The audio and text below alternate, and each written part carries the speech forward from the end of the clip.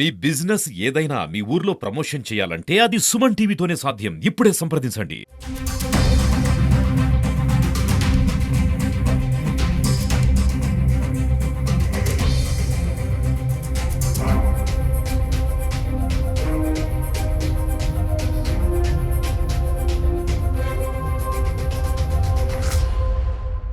పరమ పవిత్ర క్షేత్రం తిరువన్నామలైలో ఒక దారుణమైనటువంటి ఘటన చోటు చేసుకుంది.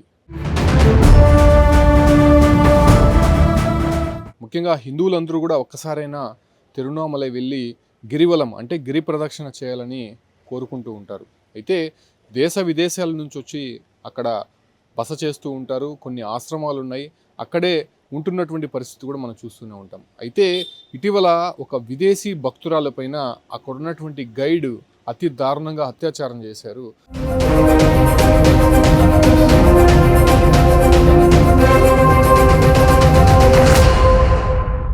అయితే జనవరిలో వచ్చినటువంటి ఫ్రాన్స్కి చెందినటువంటి 40 ఏండ్ల ఒక విదేశీ మహిళ తిరువన్నామలైలోనే ఉంటూ అక్కడ ఉన్నటువంటి ఆలయాలను సందర్శించే ప్రయత్నం చేస్తుంది.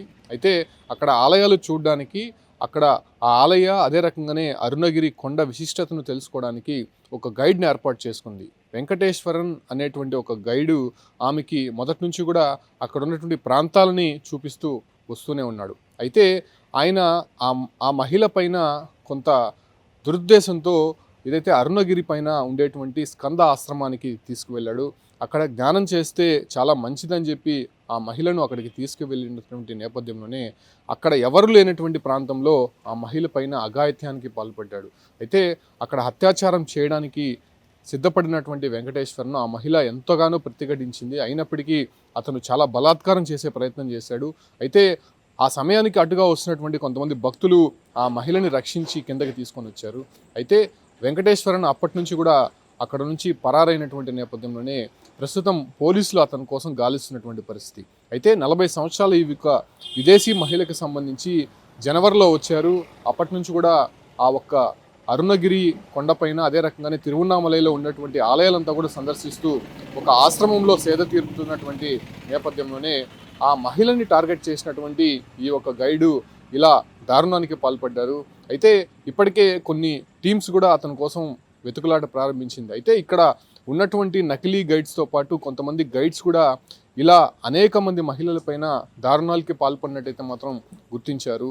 అయితే ఎక్కడి నుంచో వచ్చేటువంటి భక్తులే కాకుండా దాదాపు ప్రతిరోజు కూడా ఎవరో ఒకరు గిరి ప్రదక్షిణ చేస్తూనే ఉంటారు. వాళ్ళని టార్గెట్ చేస్తూ కూడా అక్కడ ఉన్నటువంటి కొంతమంది గైడ్స్ ఇలాంటి మోసాలకు పాల్పడమే కాకుండా ఇలాంటి దారుణమైనటువంటి ఘటనలు కూడా అక్కడ చోటు చేసుకుంటున్నాయి. అయితే ఈ ఒక విదేశీ మహిళకి పోలీసులు వైద్య పరీక్షల అనంతరము ఆమెని సేఫ్గా ఆశ్రమంలో పెట్టినటువంటి పరిస్థితి. అయితే ఆమె ఇచ్చినటువంటి ఫిర్యాదు మేరకు తిరువన్నామలై వెస్ట్ పోలీస్ స్టేషన్లో కేసు అయితే నమోదైంది. వెంకటేశన్ పైన కేసు నమోదు చేసి అతని కోసం ప్రస్తుతం గాలింపు అయితే చేపడుతున్నారు. అయితే ఈ ఒక విదేశీ మహిళకి సంబంధించి ఫ్రాన్స్ నుంచి వచ్చినట్టయితే తెలుస్తోంది. ఈమె ఏదైతే అక్కడ ఉన్నటువంటి ఆలయాలపైన అపారమైన భక్తితో అక్కడ ఉంటున్నటువంటి పరిస్థితి. అయితే మనం తిరువన్నామలై అనే మాట వింటూనే ఉంటాము. దేశ విదేశాల నుంచి భక్తులు అక్కడికి వచ్చి గిరి ప్రదక్షిణ చేస్తూ ఉంటారు. ప్రతి పౌర్ణమికి లక్షలాది మంది భక్తులు అక్కడ గిరివలం అనేది చేస్తూ ఉంటారు. సో ఆ భక్తులనే టార్గెట్ చేస్తూ అనేక మంది గైడ్స్ కావచ్చు, లేదంటే నకిలీగా ఉన్నటువంటి కొంతమంది వ్యక్తులు ఇలా మోసాలకు పాల్పడడం, ముఖ్యంగా ఆర్థికపరమైనటువంటి మోసాలు, అదే రకంగానే చీటింగ్ చేయడము, ఇలా ఎవరైనా ఒంటరి మహిళలు దొరికితే వాళ్ళపైన ఇలా అఘాయిత్యాలకు పాల్పడడం పరిపాటిగా మారిపోయింది.